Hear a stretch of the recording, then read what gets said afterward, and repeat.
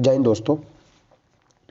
देखिए, आज का जो हमारा टॉपिक है वो होने वाला है महत्वपूर्ण योजनाएं।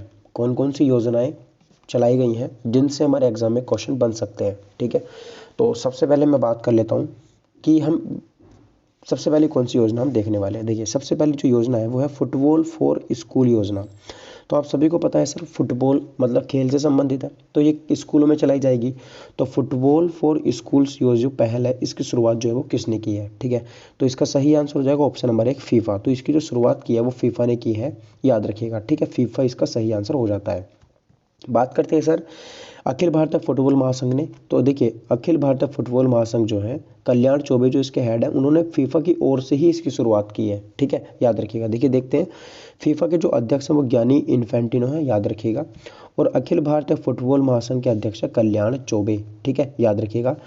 ने फीफा की ओर से इस पहल पर हस्ताक्षर किए हैं, मतलब इन्होंने साइन कर दिए हैं इसके ऊपर। इसका उद्देश्य क्या होगा, तो याद रखिएगा, इसका उद्देश्य भारत में फुटबॉल खेल को बढ़ावा देना इसका उद्देश्य हो जाता है। वेरी वेरी इंपॉर्टेंट है। इस तरह इस तरह की पहल से फीफा की विभिन्न देशों में फुटबॉल बोर्ड के साथ मिलकर विश्व में लगभग 700 मिलियन बच्चों तक पहुंचने की योजना है।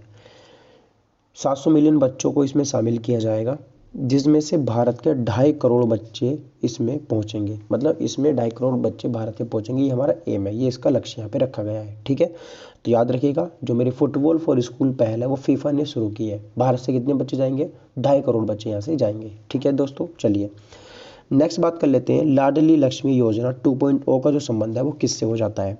तो आप सभी को पता है लाडली लक्ष्मी योजना जो है काफ़ी फेमस योजना है। ये किस राज्य में शुरू की गई है, तो इसका सही आंसर ऑप्शन नंबर 3 वाला मध्य प्रदेश। तो Madhya Pradesh very very important question है, मध्य प्रदेश में इसकी शुरुआत की गई है।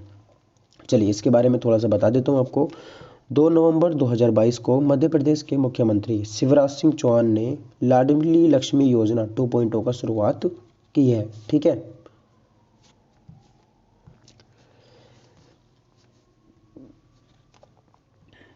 वर्ष 2007 से प्रारंभ। देखिए, ये जो है 2.0 है, मतलब इससे पहले इसका एक वर्जन और आ चुका है। तो ये सबसे पहले जो शुरुआत इसकी की गई थी वो 2007 में इसकी शुरुआत की गई थी।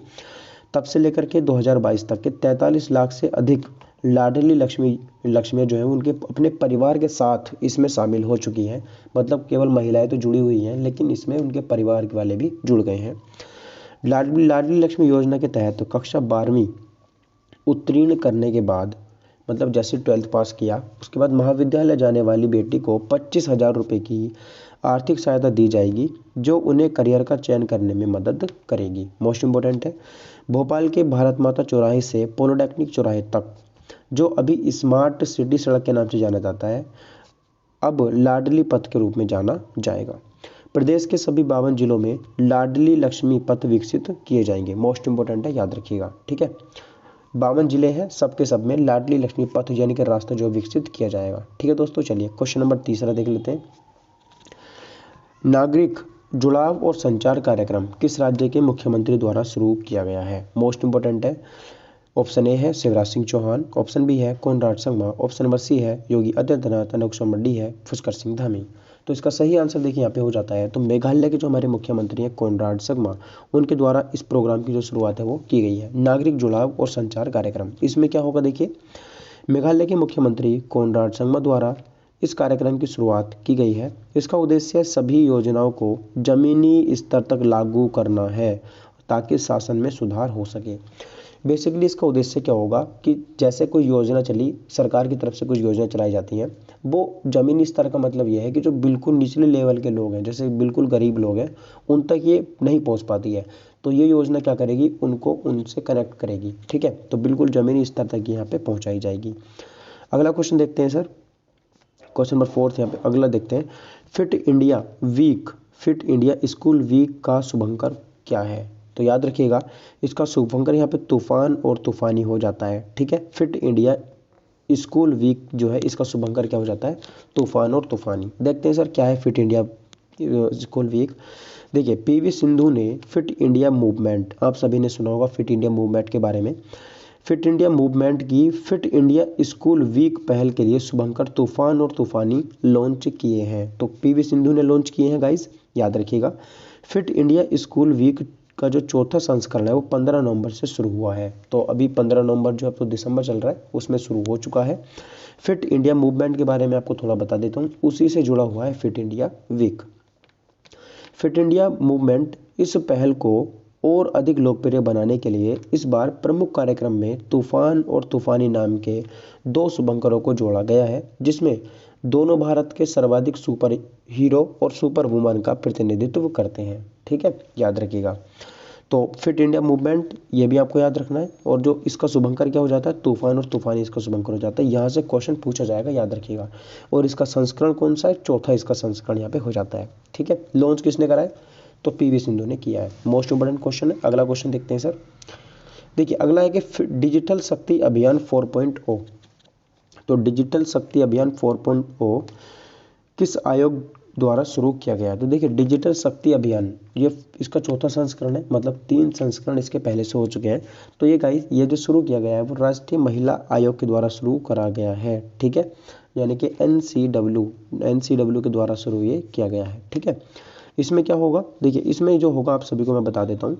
राष्ट्रीय महिला आयोग ने इसे साइबर स्पेस फाउंडेशन और मेटा के सहयोग से लॉन्च किया है। डिजिटल शक्ति अभियान का चौथा चरण महिलाओं को डिजिटल रूप से कुशल बनाने और किसी भी अवैध ऑनलाइन गतिविधियों के खिलाफ खड़ा करने के लिए जागरूक बनाने पर केंद्रित करती है। बहुत सारे ऐसे काम होते हैं जो मान लीजिए फ़ोन करके परेशान करना, तो उन सब से कैसे डील करना है ये सब इसमें सिखाया जाएगा। इसकी शुरुआत 2018 में की गई थी। ठीक है, तभी इसका चौथा संस्करण हो जा रहा है, याद रखिएगा। अगला क्वेश्चन देखते हैं सर।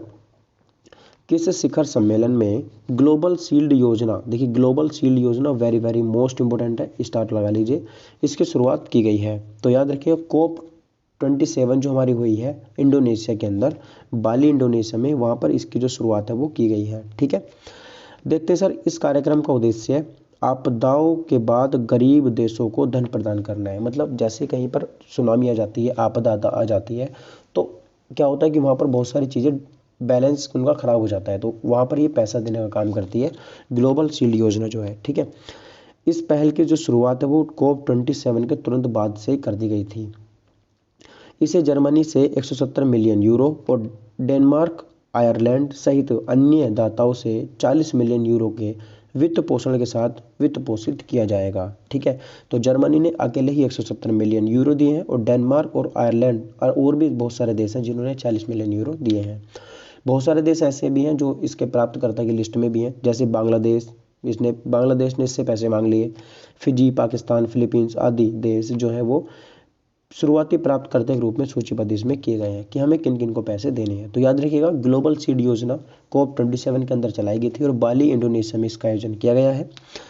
और इसमें आपदाओं के बाद जो देश गरीब हो जाते हैं उनको यहाँ पर उपलब्ध कराना है चीज़ें। बाजरा मिशन की शुरुआत किस राज्य में की गई है। देखिए मोस्ट इंपोर्टेंट है बाजरा मिशन। ठीक है, आपको पता होना चाहिए कि बाजरा मिशन की शुरुआत किस राज्य में की गई है।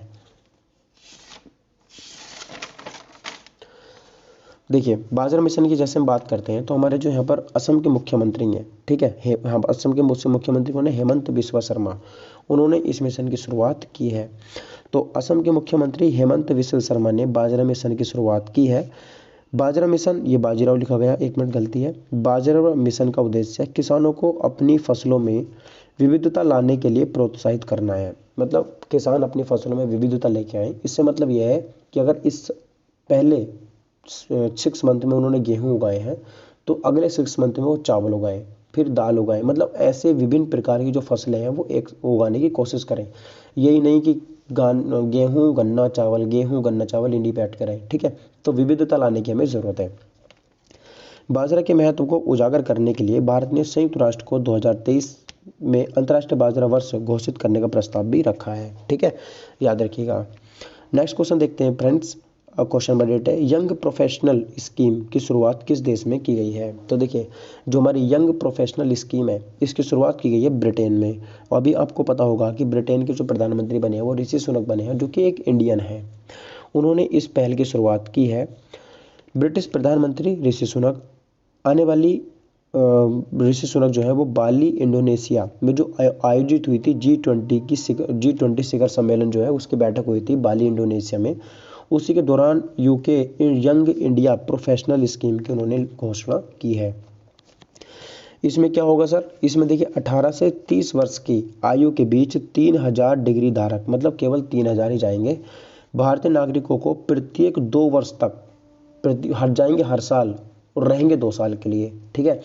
वहाँ पर जाने के और काम करने के लिए ब्रिटेन आने की अनुमति दी जाएगी। तो बेसिकली समझिए कि जैसे भारत में बहुत सारे डिग्री धारक घूम रहे हैं, BSc BA MA, वो सब ब्रिटेन जाएंगे, हर साल जाएंगे, हर साल 3000 जाएंगे और वहाँ 2 साल रह के आएंगे, ठीक है। और वहाँ पर वो क्या करेंगे, काम करेंगे और पढ़ाई करेंगे। उनकी उम्र 18 से 30 साल के बीच में होनी चाहिए। इसे पारस्परिक रूप से 2023 से लागू किया जाएगा। भारत इस तरह की योजनाओं से लाभान्वित होने वाला पहला देश बन चुका है, ठीक है दोस्तों। नेक्स्ट क्वेश्चन देखते हैं। कामेंग जल विद्युत परियोजना किसके द्वारा अरुणाचल प्रदेश में राष्ट्र को समर्पित की गई है? तो आप सभी को पता है जो कामेंग जल विद्युत परियोजना है, बहुत ज़्यादा फेमस है गाइस। ये नरेंद्र मोदी के द्वारा इसका क्या करा गया है, अनावरण किया गया है, समर्पित इसको किया गया है।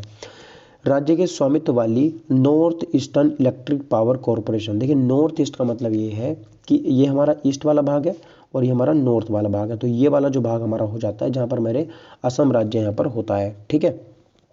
असम है, अरुणाचल प्रदेश है, यहीं पे हैं सारे राज्य। तो नॉर्थ ईस्ट वाला जो भाग है वहाँ पर ये 600 मेगावाट की पन बिजली परियोजना के साथ विकसित की गई है, मतलब 600 मेगावाट की बिजली का उत्पादन करेगा। यह अरुणाचल प्रदेश के पश्चिमी कामेंग जिले में स्थित है। तो अरुणाचल प्रदेश का एक जिला है जो पश्चिम में स्थित है, कामेंग उसका नाम है, वहाँ पर इसको स्थापित किया गया है। यह परियोजना 80 किलोमीटर से अधिक क्षेत्र में विस्तृत है, जो लगभग 8200 करोड़ रुपए की लागत से विकसित की गई है। इंपॉर्टेंट क्वेश्चन है, याद रखिएगा।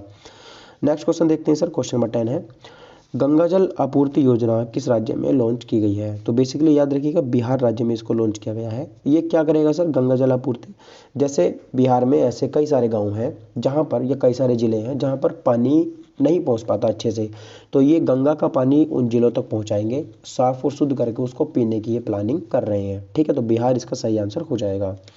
क्वेश्चन नंबर 11 देखेंगे, टीबी मुक्त भारत अभियान, टीबी मुक्त भारत अभियान के लिए किसे राजदूत नामित किया गया है? तो इसका सही आंसर है ऑप्शन नंबर 3, दीपा मलिक को यहाँ पर किया गया है। देखिए दीपा मलिक के बारे में हम आपको बता देता हूँ, इनको पद्मश्री मिल चुका है, खेल रत्न पुरस्कार मिल चुका है और अर्जुन अवार्ड से भी इनको सम्मानित किया जा चुका है।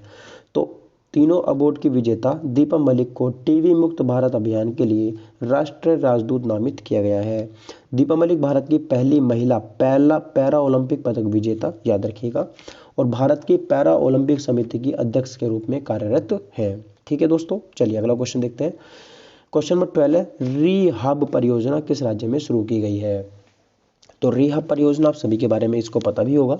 तो गाइस ये जो शुरू की गई है उत्तराखंड के नैनीताल में इसको शुरू किया गया है। बेसिकली इसमें होता क्या है कि जैसे बहुत सारी पहाड़ों पर बस्तियां बसी हुई होती हैं, वहाँ पर हाथी आते हैं हाथी। तो हाथी क्या करते हैं, आकर के तहस नहस कर देते हैं चीज़ों को। तो उनको हाथियों को रोकने के लिए, उनका रास्ता बदलने के लिए ये परियोजना शुरू की गई है। इसमें क्या होगा देखिए, ये शुरू किसने करी है? तो खादी और ग्रामोद्योग आयोग, जो कि मेरा KVIC है, ठीक है, जो KVIC है के अध्यक्ष ने उत्तराखंड के नैनीताल के वन परिक्षेत्र में इस महत्वाकांक्षी परियोजना का उद्घाटन किया है। इस परियोजना का पूरा नाम रीहैब यानी कि reducing human attacks using Honey बीज, यानी कि जो हमारे ह्यूमन के जो अटैक है उनको हम किसके द्वारा रोकेंगे? मक्खियों के द्वारा उनको रोकेंगे, जो मधुमक्खी होती है उनके द्वारा उनको रोकेंगे। इस परियोजना के तहत मानवीय बस्तियों में हाथियों के प्रवेश को अवरुद्ध करने के लिए उनके मार्ग में मधुमक्खी पालन बक्से स्थापित करके मधुमक्खियों की बाड़ लगाई जाएगी, ठीक है। उसके बाद क्या होगा कि इन बक्सों को एक तार से जोड़ा जाएगा, ताकि जब हाथी वहां से गुजरने का प्रयास करते हैं तब वहां एक खिसाब के कारण मधुमक्खियां हाथियों के झुंड की तरफ चली आती हैं, जिससे उन्हें आगे जाने से रोक देती हैं। यह परियोजना असम, उत्तराखंड, महाराष्ट्र, कर्नाटक, पश्चिम बंगाल और उड़ीसा जैसे राज्यों में शुरू भी की जा चुकी है। तो गाइज ये थी आज की मेरी परियोजना, जो कि मोस्ट इंपोर्टेंट परियोजनाएं थी। आपको कल किस टॉपिक पे वीडियो चाहिए आप कमेंट करके ज़रूर बताइएगा। मिलते हैं अगली वीडियो में। Thank you for watching my video. Take care, bye bye, जय हिंद, वंदे मातरम।